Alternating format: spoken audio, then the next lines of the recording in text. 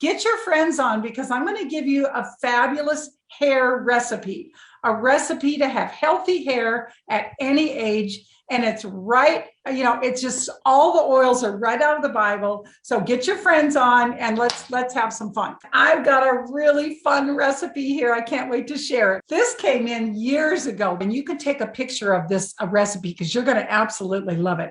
She says, since moving to Doha, Qatar, near the Persian Gulf, I've become very interested in the oils of ancient scripture. After a couple of months in the hot, dry weather, I noticed a change in my skin and hair. My hair was falling out and it had become dry and brittle. It was shocking.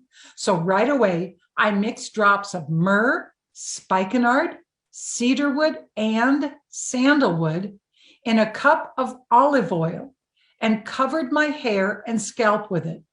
After 2 hours, I shampooed my hair. Wow, I couldn't believe the difference. My hair was soft again. I use this treatment once a week on my hair now. It has stopped falling out completely and has become thicker and softer. All of my friends here are asking me for my oil treatment now. As for my skin, myrrh and spikenard are a great addition to my Art skincare for extra moisturizer. I'm so grateful for quality essential oils.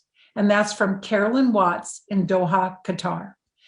So you see this recipe is a half a cup of olive oil, 5 drops each of myrrh, sandalwood, cedarwood, and spikenard essential oils. You may not have spikenard because it's very, very hard to come by. And I think it was Beverly. Did you tell me another oil that might be good to use instead of spikenard? Yes. According to Google, according to the internet, you can actually use vetiver in replacement of spikenard. Vetiver. Okay, write this down, guys. Vetiver in placement of spikenard. Okay, super. Yeah.